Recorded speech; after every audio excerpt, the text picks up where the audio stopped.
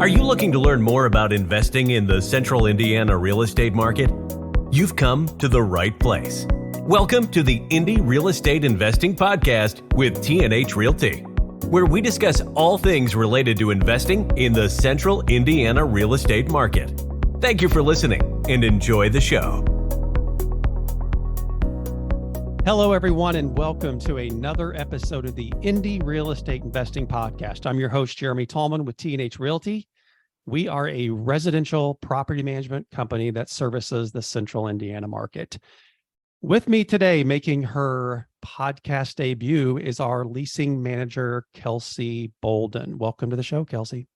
Thank you. Happy to be here. Yeah, excited to have you on. How long have you been with? You've been with us a little over a year.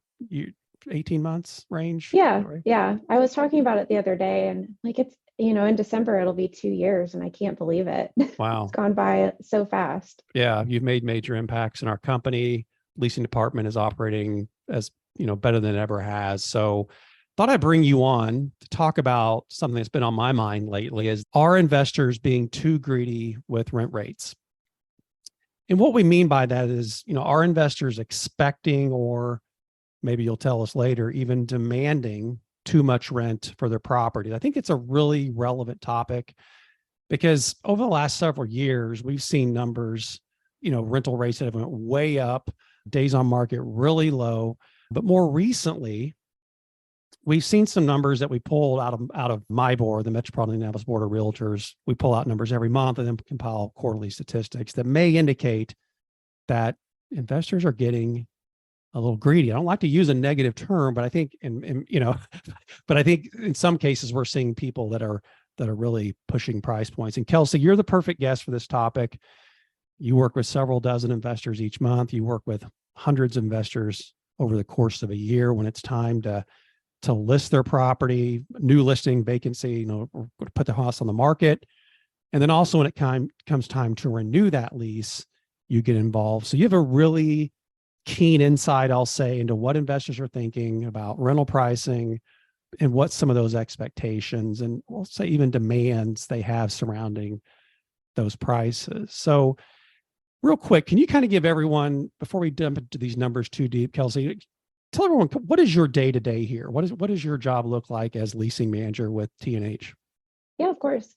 My role is very interesting because, I work with our clients, but then I also have interaction with our tenants. So I kind of see it from both sides. But my role at T&H is leasing manager. So I oversee the entire leasing process. I work with our clients while their home is on the market. I oversee the application and move-in process. And then I'm also the point of contact for our clients during the entire renewal process. Right. Yeah, it's a lot. You've got a group of 4 people, is that right? Yes. Underneath you. So it's, with you, that's 5. And this plus, some of our tenant facing people, or we call them the assistant property managers, do get involved with some renewals. Leasing is a huge part. It's a huge part of what we do. We devote a lot of resources to it. So, All right. So let's get into some of these numbers. And these are numbers that, again, we pulled from MIBOR second quarter. So this is the second quarter of 2023. And there's a couple of really interesting data points that kind of lit the fire for me to talk about what we're talking about today. And that is, this is not necessarily a big surprise, not necessarily news necessarily, but in quarter 2, we saw again, Indianapolis set an all-time high for rent rates of $1,474. So we're knocking on that $1,500 average rent per month per property. Again, that's not huge news. We've seen records broken basically every quarter for the last many quarters. I don't know off the top of my head, but we've been seeing rent rates go up steadily for several years now. But what I saw on the back of that, or in conjunction with that rather, is that days on market is also at an all-time high. In quarter 1 this year, we saw 55 was the average days on market, which is crazy high. And then it didn't get much better in quarter 2, where typically you see days on market really drop in quarters 2 and 3. It just went down to 54. Those are the highest days on market we've seen in 7 years. Right. So those are big numbers and numbers that I think are worth discussing. So I'm not an economist, but I do think there's something that's generally accepted. And maybe it'll make more sense if we look at this from a sales perspective. So a lot of investors listen to this show. So I'm asking the listeners to kind of think about this. If you're going to sell your own home and your motivation is high, let's say you're moving, let's say, you're going through a divorce maybe, but you have to sell this property. You need to sell it quickly. You're going to get with your real estate agent and you're going to probably come up with a price that's either right at market value or slightly below market value, because it makes sense. If you price it very, very competitively, then your chances of selling it quickly go up, right? I mean, it's just a simple motivation thing. On the other hand, and this does happen on time to time with personal residences, you may have some low motivation. You may say, look, I'm going to put it on the market. I don't have to move right away. I'm building a house. If I get a great offer, I'll find a different place to live, whatever. So in that case, you may decide you want to, test the waters. You may put it on above market value.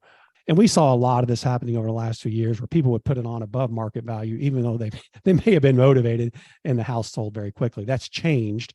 But I think it comes down to motivation. So when I see rental prices at all-time highs and I see days on market all-time highs, my biggest takeaway is that investors are being stubborn and holding out for high rent rates. They've been told, they've read about, it's all around us that rent rates are going up. So it's like, well, I rented this home for $1,200 last year. Rent rates have gone way up. I should be able to get significantly more this year. But what's happening is in the process of holding out and going for these home run rent rates is that they're increasing vacancy. And so in the end, they're likely losing more money, even though they're getting a higher rent rate, because vacancy, as we know, is a very expensive thing. So let's take it back right again to these investors. It's hard for me to envision, unlike a seller of a primary residence, it's hard for me to envision a scenario where investors shouldn't be really highly motivated to rent a property. Because I just mentioned vacancy is expensive. We've called it the cash flow killer because it is. And in my mind, investors should have a very high degree of motivation when renting a property. That's my opinion. That's my experience. And that's certainly how Scott and I have looked at our rental properties, is that we don't want vacancies. If we do have vacancies, or I shouldn't say when we have vacancies, we always have a vacancy at some point going on at any time of the year. We want to get that home rented. We want fair market value, but we also want it to get leased quickly too. And we don't want to be that stubborn landlord that Kelsay, you're kind of, knocking on saying, hey, this property's not renting, how do we want to do? So let's bring it back to you, Kelsay. You talk to a lot of investors, as I mentioned before. Can you walk me through a couple scenarios and conversations that you have with investors during a leasing process, good and bad? Yeah, absolutely. So we'll talk about the bad first before we get to the good. We had a client recently. They were, I believe, a first-time investor, and we let them know when their home went to market. We pull the CMA, comparative market analysis, and we said, hey, your home is worth this amount. They ended up wanting us to put it on the market for about $200 more than what the CMA called for. And of course, we understand everyone wants to maximize their profits, but it is our part to educate and say, hey, this probably isn't a good idea, but we ended up doing it. And the home took a very long time to even gain interest. And then when it finally did, we actually had an agent reach out. They had a client who was interested in the rental, and they said, hey, we're very interested in this rental, but we would like to lease it for, and then they gave us a number that was about $100 less than what it was on the market for. So I talked with our client and I said, hey, I think, this would be a good offer. Are you wanting to move forward? They said no. They wanted it a little bit closer to the price that we had it on the market for. So I went back to the agent. I said, unfortunately, we're not able to offer a rental at that price right now.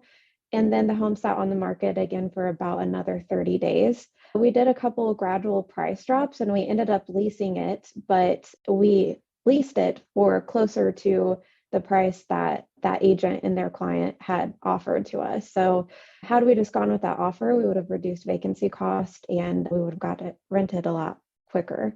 That was an unfortunate situation. By the end of it, of course, we're all celebrating that that home was off the market, but it Right. did sit there for quite a while. Yeah. Yeah. I mean, that's, that unfortunately happens. And I think you mentioned that it was a new investor. And again, I think that's one of those things. And we get people that come into our system from all kinds of different backgrounds. So they could come, they just search Indianapolis property management, they search investing in Indianapolis, whatever, and they come to us. And then, we kind of put our arms around them and educate them about, all right, here's the properties that Right. we can help you buy. Here's the average rent rates, things like that. But we also get people that come from, a lot of other different agents, some of which may be very well in tune with the rental market when they're helping them buy this property. Others may not. So if they buy a property and they say, look, I'm expecting this amount of rent, and then they come to us and we say, well, it's not going to be that. In some cases, most cases it is. It's like, yeah, actually, it's maybe went up a little more since you bought it, or, since you were first looking at this. Mhm. But if it's not that, that becomes a problem, right? And the Right. friction starts, and it's like, well, I need $1,200 a month in rent. And we're like, well, we're sorry, it's closer to 1,000. Right. And then they wait and they wait, and then the property gets stale and things like that. Generally speaking, though, what are you seeing with investors? Do you get a lot of that, or investors, do you see a lot of stubborn landlords? What's your general experience on a day-to-day basis? I think on a day to day, people hire us because we're the educated ones and we want to rent their properties. So for the most part, we have a lot of investors who do listen to us and listen to our feedback. For example, we have one client who's a very experienced investor. He has properties not just in Indiana, but throughout. And every time I list one of this particular client's homes, I know it's going to lease very quickly. It's always priced very close to the CMA. Sometimes, depending on the season, we'll push it a little bit higher during those busier times, and it gives us a little bit of wiggle room right there. But it's always on point. They always listen to our feedback, and their homes never sit on the market for very long. So I think it's important, with those clients who are very experienced, they know the process and they listen to us, and they have much less vacancy costs because of that. Right. And you mentioned those vacancy costs, and some of them are obvious. I'm not getting rent, right? Right. So if you have a $1,200 rental and it takes 3 months to rent, that's $3,600. They have utility expenses that hit every month when that property is vacant. They have, like this time of year, lawn care, weekly. In the cold seasons, they may have snow removal. But there's also other things to think about here, is that properties that sit vacant are vulnerable, Right. right? And we hear it. We have enough properties under management now that we hear about break-ins that for vacant properties. All right, they're the most vulnerable.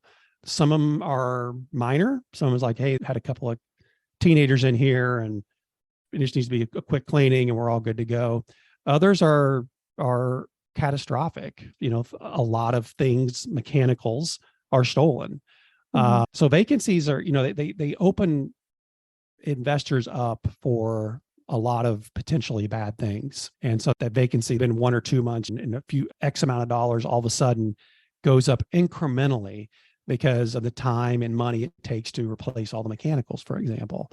So again, I can't imagine a good scenario when investors should not be very motivated to get their property rented, and holding out for $25 more a month or $50 more a month just doesn't make a lot of sense to me. So, Right. Kelsay, let's start kind of at the beginning, if you would, and tell everyone your process when you're pricing new listings, meaning we consider new listings to be the property's vacant.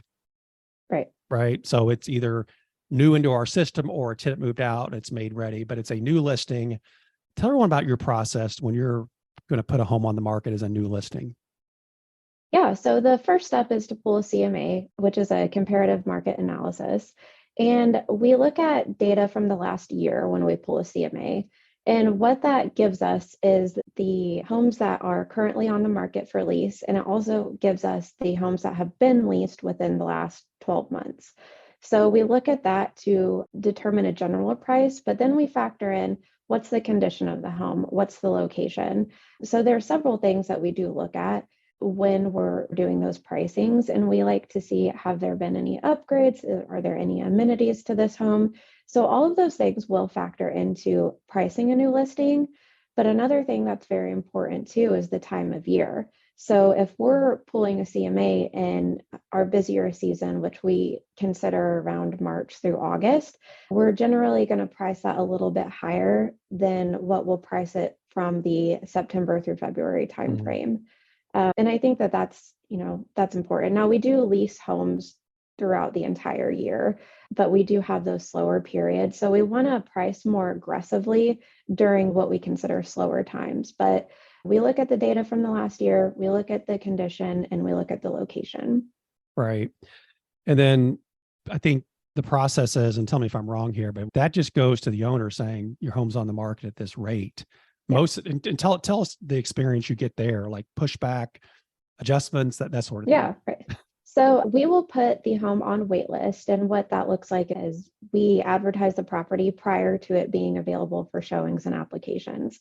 When our client gets that wait list email, it includes the CMA that I've pulled, and it has some general information on it, but it also has their listing so that they can view it and see what we have advertised. It's a really great time for us to make any of those adjustments if the client, would like us to do that.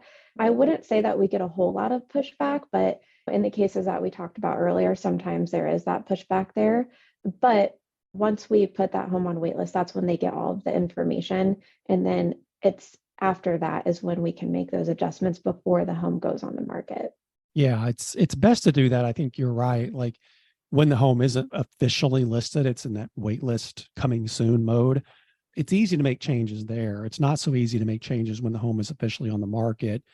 And let's say you come in at 1,500 and then the owner 3 or 4 days later says, hey, let's go to 1,800. Yeah. Right. That becomes more, that becomes more problematic. And it's interesting because I just had this conversation with a client recently, and this is actually involved with selling their home, but talk about some of the fallout we see with, so vacancy is one, but pricing a property too high. Okay. So, and again, vacancy is one of those negative fallouts, but you and I talked about another negative fallout recently that I thought was interesting. I wanted you to kind of expand on. Yeah. So one pattern that we see when a home is priced too high is that the applicant candidates that we receive are not the best quality. People that have a higher credit typically have more options, right? But we will see that applicants with, lower credit or not the best history tend to pay for those higher priced options because that's the option that's available to them. Right. And that's what we want to avoid. Of course, we have the same screening process for all of our applicants, but you do tend to see the activity of less qualified candidates for homes that are priced too high, which then causes those issues during residency of late payment history and, issues like that. Right. So the investor thinks, wow, I got this awesome rent, but they probably in some cases didn't get an awesome tenant. Right. Correct. And I think that's interesting because, if you put yourself in the mind of someone that's really qualified, right? You again, like you mentioned, you have a lot of options. So You're going to look at the property, you're going to find the location you want. But if something is just like kind of an outlier, you're not going to waste your time with it because you don't have to, because you can be approved for basically any property you apply for, right? As long as you don't, stay in your lane, so to speak. Right. But if you're not qualified, if you've been turned down a couple of times, you're going to be more motivated. And so you may have to pay a higher rent rate. And as a result, you may start applying to these properties that are just sitting on the market because they're overpriced. So it makes total sense. And we see it, right? I mean, we do see that. All the time. Yeah. Okay. So that's how we kind of go about pricing new listings. We want to get fair market value, right? I mean, that's the thing. We look at the CMA, the comparative market analysis, and we go with that number. Talk about then pricing a property at renewal and what you do when you go through that process again. Yeah, of course. So we start the process the same. We will pull a CMA typically about 90 days before the lease expires. And then we will send that to our client and we'll say, hey, this is the CMA for your home. This is what your current resident is paying. This is the price that we suggest. And then we contact our client first and then agree upon a price before we send that over to the resident. It's interesting because prior to this year, we were seeing huge rent increases during the renewal process. And now, over the last year, we really have seen a slowdown in that. So I think when we're sending the renewal CMAs and pricing the homes, our clients are still wanting to get those higher rent increases that they were receiving over the last couple of years, but that's not happening. Our renters, not just our renters, but renters in general are becoming much more educated about the rental market. And they know that vacancy costs landlords. So they'll come back to us after we send that price and they'll say, well, we want to negotiate. We can go down the street and negotiate a rate at a different property. And there's just so many resources available out there for residents along with landlords, but they're just becoming more and more aware of the rental market. Right. Yeah, I think renewals is I think there's some really interesting things to pull out of that. And I don't have the number off the top of my head. We measured every month, but I think we pick up, I think about 60% of the properties that we pick up for management are occupied. Yeah. Okay. So that means they're coming from a different management company. They're coming from what we call our self-managers, that they're like, hey, I just don't want to manage this property anymore. And in some cases, we see rent rates that are way below market value. I think, not to be disparaging, but it's kind of lazy landlording, right? It's like, yeah, I don't want to raise the rent. I just want to keep it occupied. I get that. I totally understand that as an investor, that it makes sense to keep the property occupied. But I also think that tenants generally know that rents rise historically, and even more so in the last several years, and that their wages have probably risen with that, and maybe not the same rate, but their wages have risen, and that they expect some rent increases. Yeah. Where we come into, I'll call it danger, maybe a little bit, not danger, but concern, is when let's say we inherit a lease, and it's not just in Indiana, but across the country. If an investor buys a property and there's a lease in effect, the investor is required to live through the terms of that lease. Okay. Now they can negotiate anything. They can say, hey, I want to buy you out of your lease. I want you to vacate, and I'll pay you to move, whatever. But generally speaking, when an investor buys a property, they're going to have to deal with the rent rate and terms and all that good stuff. Right. So when it comes time for renewal, and you go through this, I'm sure, Kelsay, even today, even though rents aren't rising like they were, where you run a CMA and let's say it's a $1,500 rental, and you look at the current lease and it's $1,000, right? Talk about, what do you do there? Right? Because you're looking, in that case, you're talking 50% increase of rents, right? Talk about your strategy and how we go about that. Yeah, so we will still send the CMA to our client so they can see, hey, this is what the market value is for your home. Our goal is to secure a lease for them, but we also want to be fair for the resident as well. So what we've put into our process is, generally we're going to recommend a rate that's no more than a 10% increase from what they're already paying. Right. And 10% that's a great increase. I think averages are around that 5% rate. So if it's well below market, the maximum that we're going to recommend is that 10% increase. So they get the increase as the investor, and then, the tenant isn't pushed out of their home. Right. And I think, some people may be going, well, that doesn't seem client focused. I'll say it from this perspective. If we were to go to that resident and say, all right, it's $1,500 now, they're going to move probably. Right. I mean, I would think they should move, I think, because the reality is they probably can't afford that. Right. Right. So you're literally setting the stage for failure.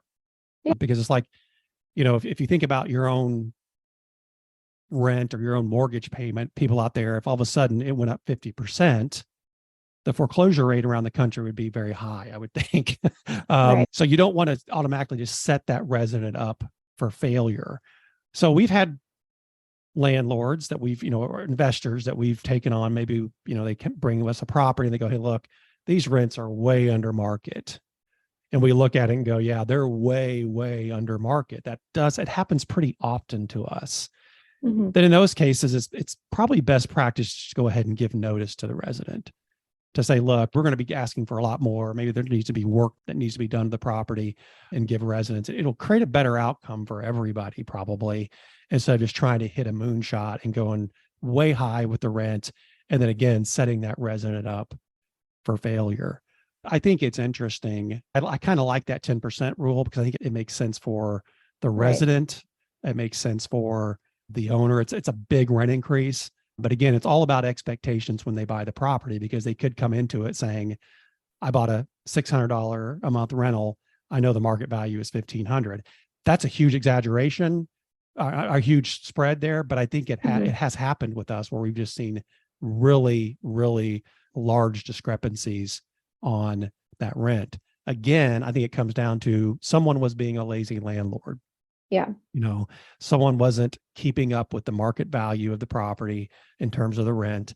Again, you don't always have to be right at or above market value. It just makes sense to be around market value to where your property's performing. Because look, we know investors have taxes they have to pay. They have insurance that goes up. All the costs go up all the time for investors, and we get that. So rent has to go along with it.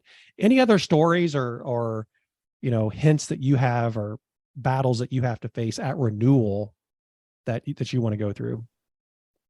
We talked about it a little bit earlier, but I think it's important for everyone to understand that, again, renters are becoming more educated, and there is movements all around on social media or just, within the government that is creating more rights for renters. And we're not saying that's a bad thing, right? Mm-hmm. Like, I think a lot of us are in this industry because we want to help people. Mm-hmm. But, we do kind of have that social obligation to help people find housing. But with these higher increases, people are pushing back all the time. So once we send that renewal offer, we have several people that come back and ask to negotiate or ask for improvements in their home, because they know that they have that right in some cases to ask that. Right. Yeah, it's interesting. You open up a whole topic that we could probably have 1 or 2 or 3 more podcasts on. And I attended a national conference. Gosh, when was it? April? I don't even remember. I should remember that. I think it was in April in San Diego. And it's the NARPM, the National Association of Residential Property Managers. And this whole idea of housing as a right is making more and more headlines. I just saw it this last week, housing as a right. It came through a NARPM newsletter I was reading. And when you see an industry like ours, housing just generally, increase in pricing so much and the affordability factor becomes a major concern, then government will naturally shift eyes to it and look at, putting constraints on it. We've talked about this before. Indiana is a very, very pro landlord state. There may be some Indiana investors out there rolling their eyes and not agreeing with me, but if you look at it in comparison to other states in the country, we are a very, very pro landlord state. There's hardly been any legislation at all that has come around and knocked back landlord rights or given more tenant rights. But again, I think it's one of those things that we have to keep an eye on this. I think it's great that landlords have enjoyed that nice run of nice steady rent increases. At the same time, they've not enjoyed a nice steady run of price increases for labor, for material to get these homes rent ready. So it's kind of worked in unison in some ways that way. But it seems like, and probably it's a good thing that prices have kind of normalized. Yeah. But that's where I think brought this up. I still think we're seeing a lag in investors recognizing that prices have now normalized and keep wanting to see those big increases. Yeah, we are. And that kind of, to circle back around to the question, we actually had a client who we recommended a rent increase at renewal, but it was smaller than what they were anticipating. So they said, I would like to increase it. It was several $100s. They wanted us to increase that rent amount. And so, we did. And a resident came back and they said, we're going to put in notice. And in order to avoid those vacancy costs, we ended up going back and forth between the client and the renter. And it just created a really bad experience. But they ended up reducing that rent increase substantially to keep the tenant. But had they just initially offered a more reasonable increase, it probably wouldn't have created that bad experience. And now, yes, that resident is renewing, but looking towards the future, they probably won't renew again on the next go around. They're probably going to start their search right after this renewal period and be more prepared for a move next time, because they know, okay, I was offered this very high rent increase. This time I was able to negotiate it. Next time I probably won't. So I'm not going to stay here. It could be. I mean, you again, that's one of our jobs we have, is to create that great resident experience. So they just keep wanting to renew.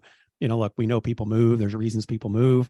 Most of the time, it's not anything that we did. It's just lifestyle change, changing cities, changing job, whatever. Or they bought a house. They bought a house, right? Yeah. So yeah, it's a fine line that we want to walk. We always got to look at things, and we always do, looking at things through our investor's perspective. But sometimes, the investor, they may not have a lot of clarity on what that is, and because it's important, again, to not to always maximize your rent rate, but to keep the property occupied. So it's a fine line to walk, and sometimes it can be tricky. So yeah, definitely. Well, Kelsay, thanks so much for joining me. I appreciate it. Yeah, of course.